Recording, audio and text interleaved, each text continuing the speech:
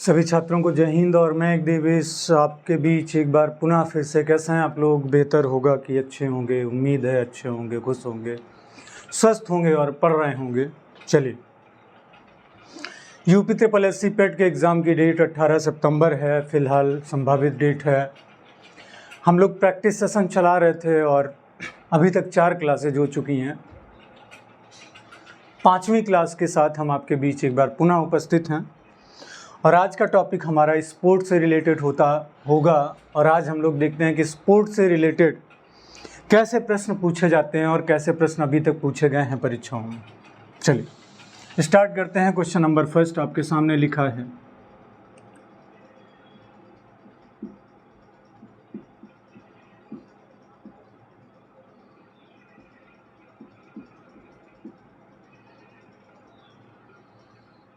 Olympic खेल। बहुत सारे प्रश्न पूछे जाते हैं, जैसे कि इसकी शुरुआत कब हुई।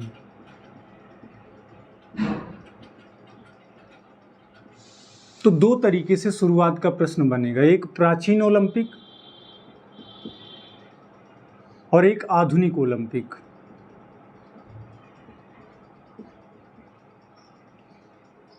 ध्यान देंगे, प्राचीन ओलंपिक खेलों की शुरुआत कब हुई थी, आधुनिक ओलंपिक खेलों की शुरुआत कब हुई थी। फिर दूसरा प्रश्न, कितने वर्ष बाद।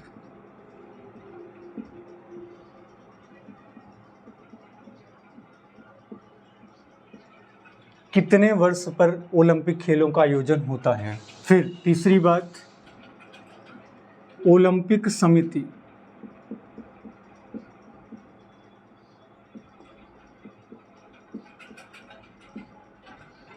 फिर अगला प्रश्न आपके सामने, ओलंपिक ध्वज।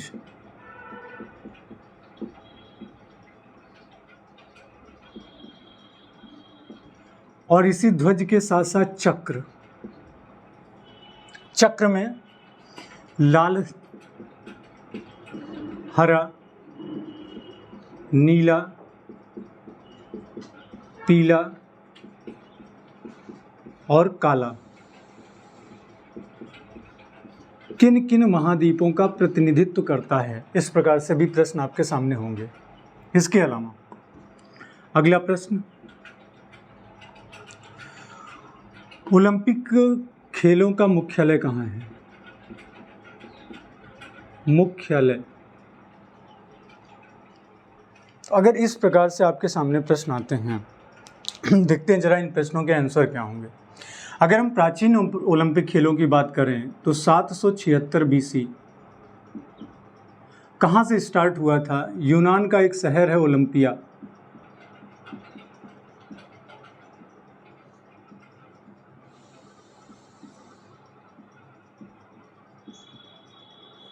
और यूनान को आज की डेट में हम ग्रीस के नाम से जानते हैं, जिसकी राजधानी एथेंस। आधुनिक ओलंपिक खेलों की अगर बात करते हैं तो 1896 एथेंस। यूनान लिखा रहेगा या तो ग्रीक लिखा रह सकता है।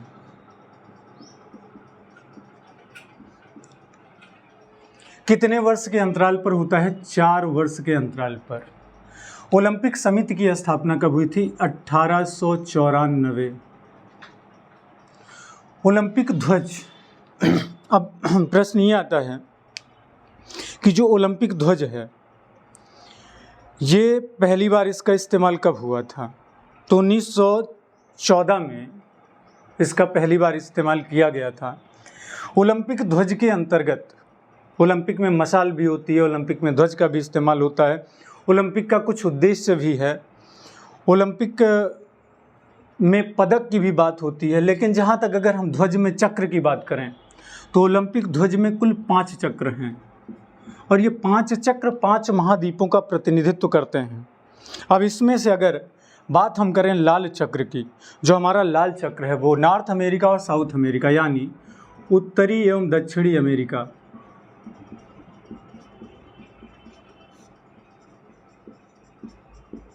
लाल चक्र उत्तरी और दक्षिणी अमेरिका का प्रतिनिधित्व करता है।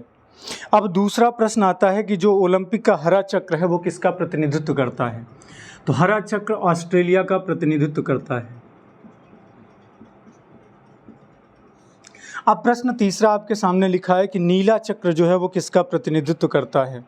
नीला चक्र यूरोप का प्रतिनिधित्व करता है। अब प्रश्न आता है कि पीला चक्र किसका प्रतिनिधित्व करता है। पीला चक्र जहाँ पे हम स्थित हैं, यानी हमारा भारत, चीन, नेपाल, भूटान, हम लोग किस महाद्वीप में हैं? एशिया महाद्वीप में। और बचा काला, काला महाद्वीप किसे कहते हैं? अफ्रीका को। अंध महाद्वीप किसे कहते हैं? अफ्रीका को। ऐसा कौन सा महाद्वीप है जहाँ से ग्लोब की तीनों विषुवत, मकर और कर्क तीनों रेखाएं गुजरती हैं? अफ्रीका। अफ्रीका का काला चक्र होगा। बात आई मुख्यालय की, हेडक्वार्टर अगर बात की जाएगी तो लुसाने, और लुसाने एक बहुत ही खूबसूरत शहर है जो कि स्थित है स्विट्जरलैंड में।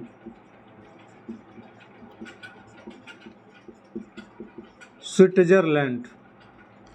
वैसे अगर आप देखेंगे तो अक्सर जितने भी मुख्यालय हैं, बड़े मुख्यालय इंटरनेशनल, वो अक्सर आपको स्विट्जरलैंड में ही मिलेंगे। उसका कारण ये है कि वहाँ की हवा, पानी, जलवायु काफ़ी खूबसूरत है और लोग वहाँ काफ़ी जाना पसंद करते हैं। फ़िलहाल तो काफ़ी महंगा शहर है, लेकिन ओलंपिक खेलों का हेडक्वार्टर यहीं पर स्थित है। और इसके साथ साथ हॉकी, अंतर्राष्ट्रीय हॉकी, इसका भी मुख्यालय यहीं पर स्थित है। लेकिन अगर फुटबॉल की बात की जाए तो फुटबॉल का भी है तो स्विट्जरलैंड में, लेकिन शहर बदल जाएगा और फुटबॉल का आ जाता है ज्यूरिख में। ज्यूरिख है ये भी स्विट्जरलैंड। ओलंपिक को फिलहाल जो ओलंपिक कमेटी है, ओलंपिक समिति, इसको हम IOC के नाम से भी जानते हैं। IOC, international Olympic committee.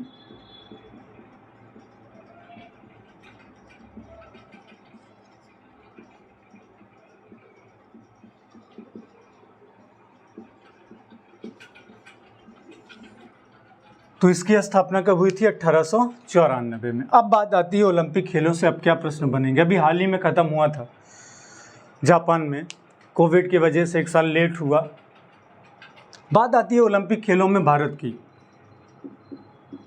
अगर हम भारत की बात करें तो ओलंपिक खेलों में भारत की क्या स्थिति रही है। पहली बात, ओलंपिक खेलों में भारत को कब शामिल किया गया? तो चूंकि भारत पर ब्रिटेन का अधिकार था और 1901 में कुछ भारतीय दलों को भेजा गया था ब्रिटिश इंडिया के अंतर्गत।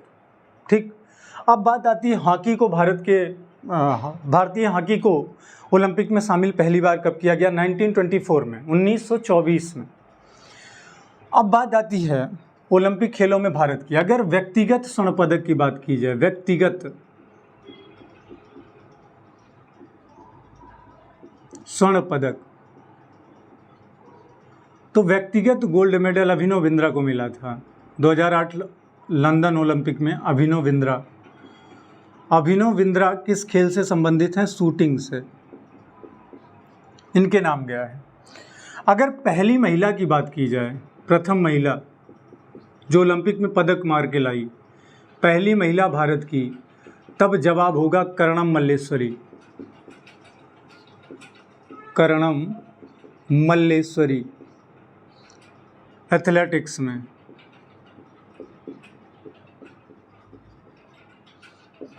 ठीक। पुरुषों में ये व्यक्तिगत रूप से, महिलाओं में ये। आज तक, अभी तक भारत की तरफ से किसी महिला ने ओलंपिक में गोल्ड मेडल हासिल नहीं किया है। लेकिन अगर और महिलाओं की बात करें तो महिलाओं में फिर साइना नेहवाल, ये भी ओलंपिक में पदक हासिल कर चुकी हैं। इसके अलावा PV सिंधु, ये भी मेडल ला चुकी हैं। और इसके अलावा साक्षी मलिक, ये भी मेडल हासिल कर चुकी हैं। इसके अलावा मैरी कॉम, ये भी मेडल हासिल कर चुकी हैं। और इसके अलावा मीराबाई चानू, और इन सारे प्लेयर को आप जानते हैं ये बैडमिंटन से रिलेटेड हैं।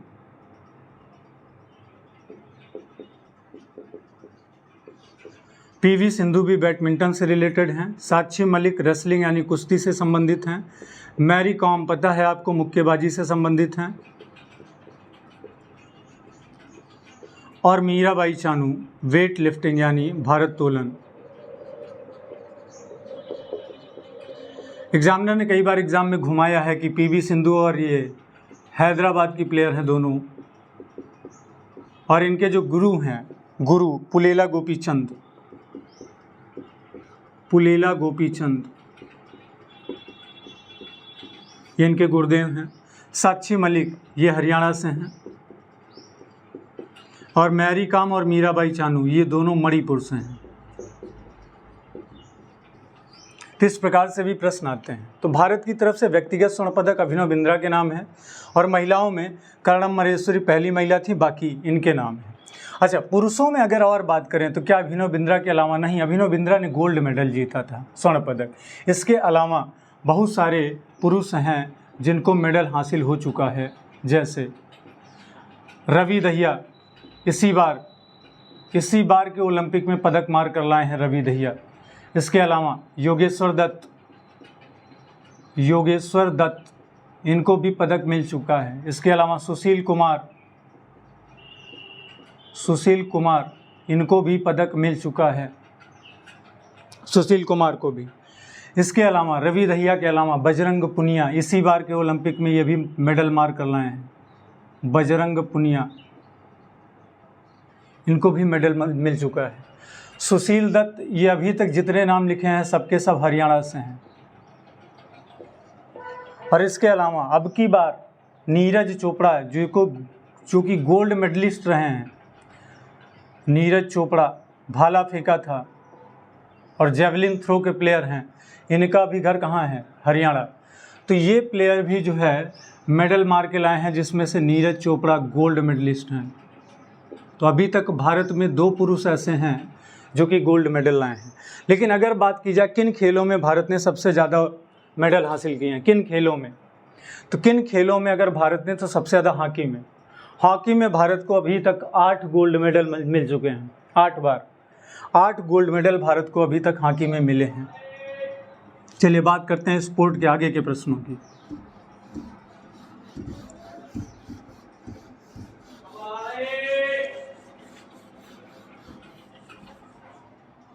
अब बात करते हैं आगे के प्रश्नों की ओलंपिक खेलों में। ओलंपिक खेलों में अगर हम आगे के प्रश्नों की बात करें तो आपसे बहुत सारे प्रश्न पूछे जाते हैं, जैसे कि पोलो में कितने खिलाड़ी होते हैं, वाटर पोलो में कितने खिलाड़ी होते हैं, बास्केटबॉल में कितने खिलाड़ी होते हैं,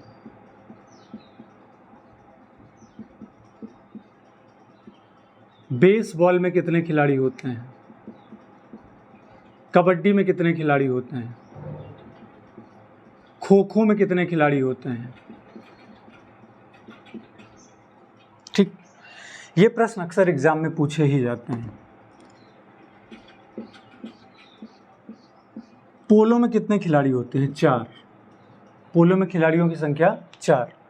वाटर पोलो में कितने होते हैं, 6। बास्केटबॉल में कितने होते हैं, 5। बेसबॉल में 9, कबड्डी में 7, खो खो में 9। और अगर बात की जाए हॉकी, क्रिकेट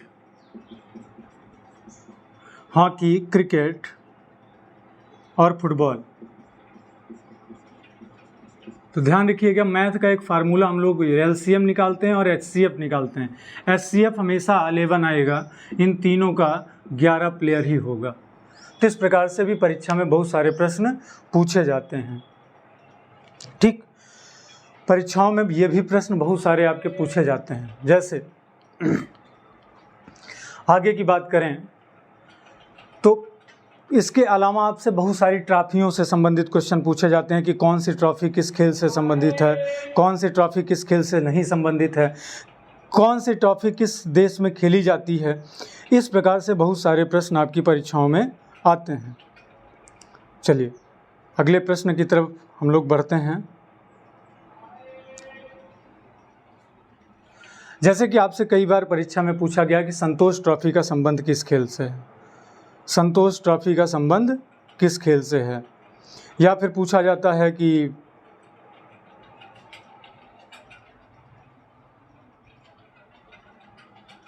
वाटर पोलो में हमने लिखा था 6 खिलाड़ी, यहाँ पे मैं थोड़ा सा कंफ्यूज हो रहा था, इसको आप लोग सही कर लेंगे। वाटर पोलो में 7 खिलाड़ी होते हैं और वॉलीबॉल में 6 खिलाड़ी होते हैं। यहाँ वॉलीबॉल फिलहाल नहीं लिखा था मैंने। वाटर पोलो के अलावा अगर आपसे ये पूछा जाता है कि वॉलीबॉल में कितने खिलाड़ी होते हैं, तो वॉलीबॉल में आपके 6 प्लेयर होते हैं। वो वाटर पोलो में आप ध्यान देंगे बास्केटबॉल में 5, पोलो में 4, कबड्डी में 7, खो खो में 9, वॉलीबॉल में 6 खिलाड़ी होते हैं। ये भी अक्सर एग्जाम में पूछा जाता है। चलिए, तो इस प्रकार से आपके सामने ये खिलाड़ियों से संबंधित प्रश्न रहे जो कि अक्सर खेलों में पूछे जाते हैं। इसके अलावा आपको दे देगा आइस हॉकी। आइस हॉकी में कितने खिलाड़ी होते हैं? आइस हॉकी में 6 खिलाड़ी होते हैं। लेकिन इसके अलावा आपसे प्रश्न आता है रग्बी फुटबॉल। रग्बी फुटबॉल, और रग्बी फुटबॉल में कितने खिलाड़ी होते हैं? 15 खिलाड़ी होते हैं। रग्बी फुटबॉल में 15 खिलाड़ी होते हैं। अब चलिए, आपसे अगर हम कहें कुछ ट्रॉफी या कप से संबंधित कैसे प्रश्न आपकी परीक्षा में पूछे जाते हैं? अब ट्रॉफी या कप से संबंधित कैसे प्रश्न आपकी परीक्षा में पूछे जाते हैं? जैसे आपके सामने प्रश्न लिखा है संतोष ट्रॉफी, संतोष ट्रॉफी। दूसरा प्रश्न लिखा है डूरंड कप, फिर लिखा है मरडेका कप, फिर लिखा एजरा कप, फिर लिखा डेविस कप, फिर लिखा थॉमस कप।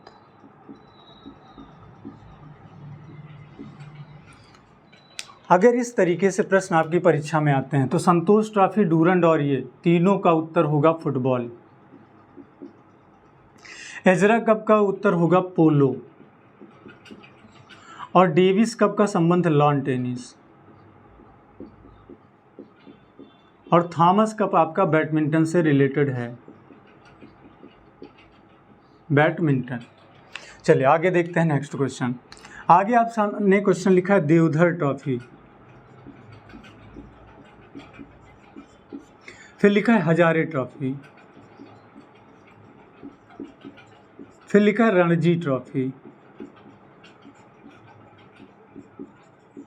रणजी ट्रॉफी, फिर लिखा है मुश्ताक अली ट्रॉफी,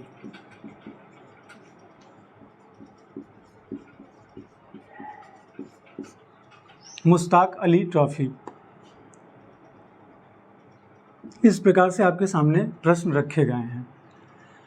अब अगर इस प्रकार से आपके सामने प्रश्न आता है तो इन प्रश्नों का जवाब आपका क्या होगा? इन प्रश्नों का जवाब होगा आपका क्रिकेट। ये सारी ट्रॉफियाँ किससे संबंधित हैं? क्रिकेट से। ठीक।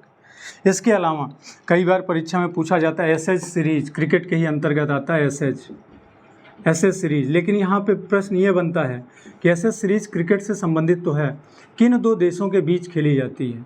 एसएच सीरीज की अगर हम बात करें तो ऑस्ट्रेलिया और इंग्लैंड के बीच एक टेस्ट मैचों की श्रृंखला होती है जो कि बड़ी धमाकेदार श्रृंखला होती है और ये खेली जाती है इंग्लैंड। अब प्रश्न आता है कि क्रिकेट का पिता किसे कहते हैं? अगर देश की बात करता है तो इंग्लैंड जवाब होगा। अगर बात कहेगा क्रिकेट का पिता या जन्मदाता किसे कहा जाता है तो इंग्लैंड को। लेकिन अगर ये कहता है कि क्रिकेट का भगवान किसे कहते हैं तो फिर प्रश्न का उत्तर होगा सचिन तेंदुलकर, सचिन तेंदुलकर। लेकिन अगर प्रश्न ये कहता है कि क्रिकेट का पिता किसे कहते हैं, देश ना पूछ के व्यक्ति का नाम आ जाए, तो डॉन ब्रैडमैन। डॉन ब्रैडमैन किस देश के प्लेयर थे? ऑस्ट्रेलिया के। इनको क्रिकेट का पिता, और सचिन को भगवान कहा जाता है, इनको पिता। अगर देश की बात करेगा तो इंग्लैंड को कहा जाता है। इस बात का आप ख्याल रखेंगे, इस बात का ध्यान रखेंगे, अक्सर परीक्षा में ये प्रश्न पूछे जाते हैं।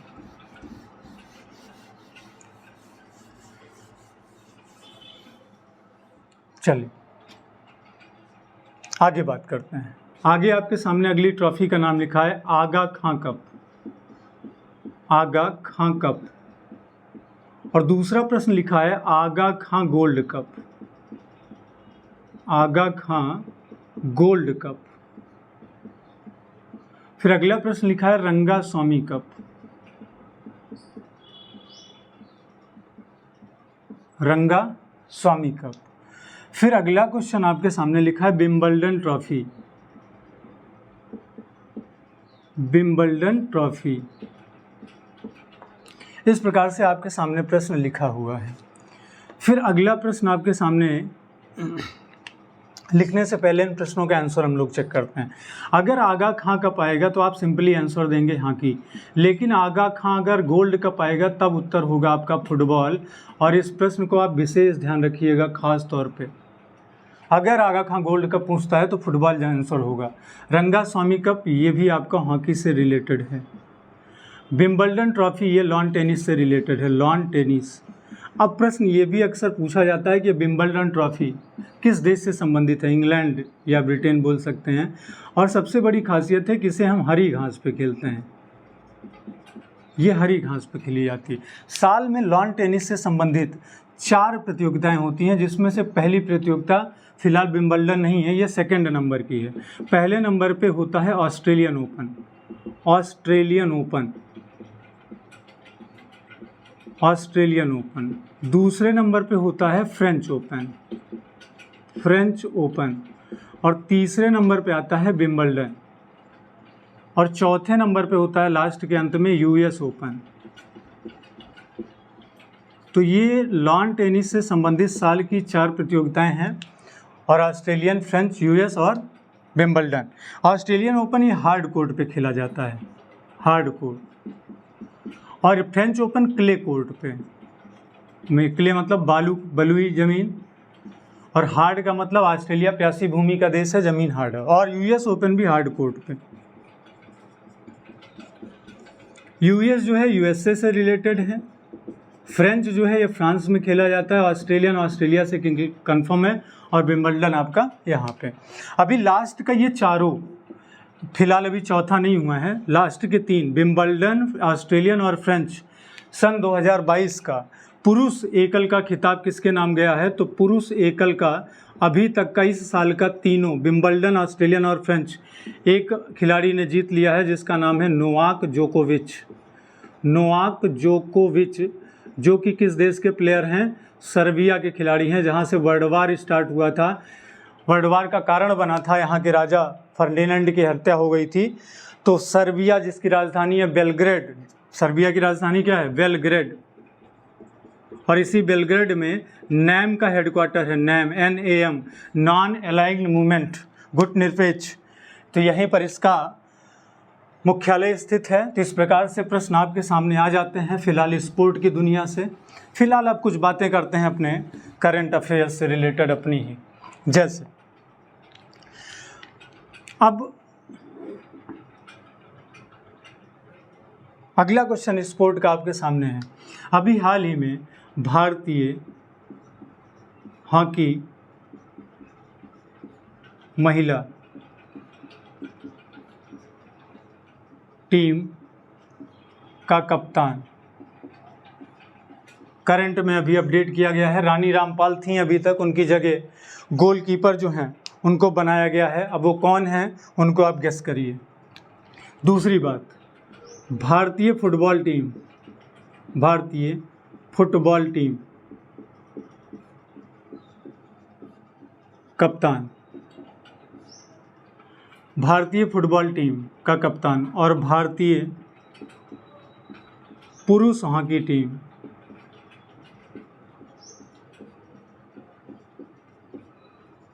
का कप्तान, यह आपके सामने क्वेश्चन है। अगर भारतीय पुरुष हॉकी टीम की बात करें तो मनप्रीत सिंह, और फुटबॉल टीम की अगर बात करें तो सुनील छेत्री। और अभी हाल ही में भारतीय हॉकी महिला टीम की जो कैप्टन बनाई गई हैं वो भारतीय गोलकीपर, उनका नाम आप लोग गेस करिएगा। कमेंट बॉक्स में ज़रूर बता दीजिएगा कि अभी हाल ही में किसको बनाया गया। ठीक, इस प्रकार से। बाकी अगर इंडियन प्लेयर की बात करें, इंडियन प्लेयर में, क्रिकेट में इंडियन प्लेयर, तो प्रश्न आता है कि 300 स्कोर टेस्ट क्रिकेट में सबसे पहले तो वीरेंद्र सहवाग ने किया है। वीरेंद्र सहवाग 300 रन बनाने वाले, और 2 बार इन्होंने 13 शतक लगाया है, 2 बार। फर्स्ट 200 का स्कोर पूरी दुनिया में सचिन ने किया था पहली बार। दुनिया के पहले खिलाड़ी, first player of the world 200 score in ODIs, one day match में 200 रन बनाने वाले एकमात्र प्लेयर सबसे पहले ये रहे हैं। तो इस प्रकार से आपके सामने प्रश्न आते हैं परीक्षा में। आगे बढ़ते हैं नेक्स्ट।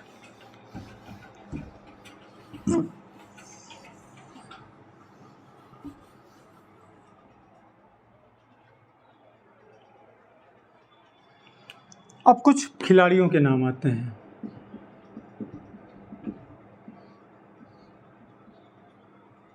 पहले इंडिया की बात करते हैं। अगर इंडिया में हम खिलाड़ियों की बात करें तो बहुत सारे प्रश्न आते हैं, जैसे आपके सामने लिखा है स्मृति मंधाना,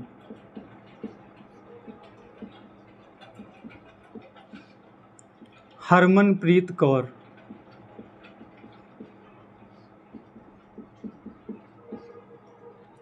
हरमनप्रीत कौर, मनिका बत्रा,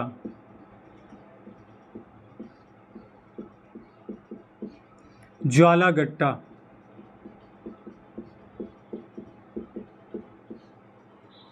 हिमा दास,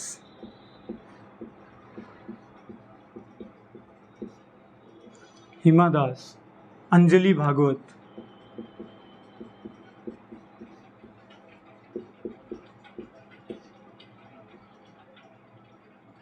अंजलि भागवत, गायत्री देवी, दीपा कर्माकर,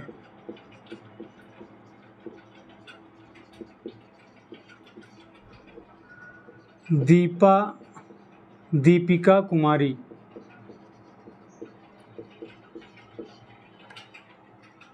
दीपा मलिक,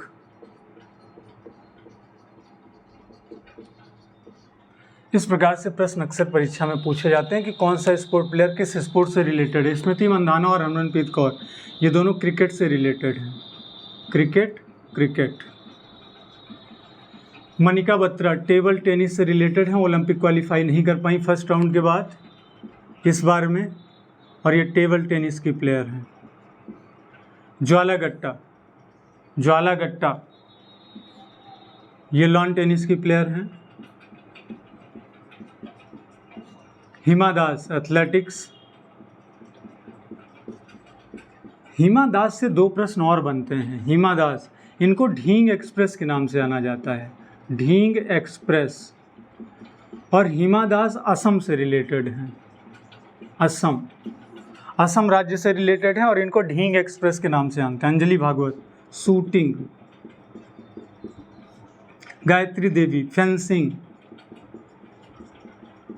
इस बार ओलंपिक में तलवारबाजी के लिए क्वालिफाई करने वाली प्रथम भारतीय महिला गायत्री देवी इस बार ये गई थी, तलवारबाजी के लिए इन्होंने क्वालिफाई किया था, जिसको हम फेंसिंग बोलते हैं इंग्लिश में। दीपा कर्माकर जिम्नास्टिक, ये भी जिम्नास्टिक के लिए क्वालिफाई करने वाली प्रथम भारतीय महिला हैं, जिम्नास्टिक। दीपिका कुमारी ये तीरंदाजी, आर्चरी, तीरंदाजी। और दीपा मलिक ये एथलेटिक्स से रिलेटेड है। तो ऐसे बहुत सारे नाम आते हैं इंडियन में जो कि अक्सर परीक्षाओं में पूछे जाते हैं, खिलाड़ियों के नाम। तो फिलहाल आज का जो टॉपिक था, अभी एक लास्ट क्वेश्चन आपके सामने, जैसे राष्ट्रमंडल खेल, कॉमनवेल्थ गेम्स,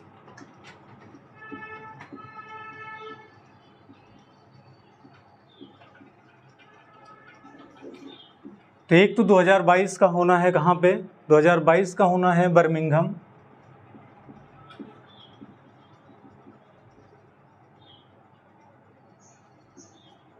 इंग्लैंड। अगर लेकिन 2026 की बात करें तो 2026 का कहाँ होगा, 2026 का होगा ऑस्ट्रेलिया में। क्रिकेट वर्ल्ड कप 2023 में होना है, कहाँ आयोजित होगा, या ऑप्शन में आप बताइएगा कमेंट बॉक्स में कि अगला विश्व कप कहाँ खेला जाएगा। और अगला ओलंपिक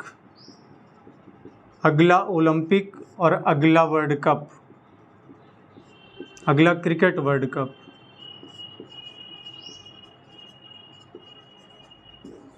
इसका आयोजन कहाँ होगा, ये आप ज़रूर हमको कमेंट बॉक्स में दे दीजिएगा। बाकी स्पोर्ट पे एक टॉपिक अभी आपका और आएगा, एक वीडियो और अभी मैं आपको इस पे दूंगा। और आपका फास्ट ट्रैक चल रहा है, फास्ट चेक चल रहा है, रिवीजन भी चल रहा है, ठोक के चल रहा है। कोई भी क्वेश्चन मैं कोशिश करूंगा अपनी तरफ से बाहर ना जाए, और 100% वादा है मेरा कि मिला के छोड़ूंगा। पेट में आपका जो भी जीएस का पोर्शन है वो बाहर मैं नहीं जाने दूंगा, उम्मीद है मेरी।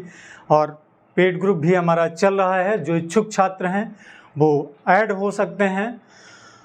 उसके लिए मैंने पीछे भी वीडियो डाला है, फिर से वीडियो डाला है। अगर पेड ग्रुप से कोई भी समस्या आपको आती है, जुड़ना चाहते हैं जो भी है, तो 9369822268 उसकी भी ऑफलाइन क्लासेज, वीडियोस और PDF आपको सारी प्रोवाइड की जा रही है। मॉक टेस्ट भी अच्छे से चल रहे हैं, क्लासेस रेगुलर चल रही हैं। अगर आप चाहें तो पेड ग्रुप ज्वाइन कर सकते हैं बहुत कम फीस के साथ। अगर किसी भी छात्र को पैसे से संबंधित भी समस्या है तो उसके लिए भी संपर्क कर सकता है। हाँ सर अभी नहीं दे सकता हूँ, सर 2 दिन बाद दे सकता हूँ, 4 दिन बाद दे सकता हूँ, सर 2 पार्ट में करके दे सकता हूँ, मंथली वाइज आप ले लीजिए।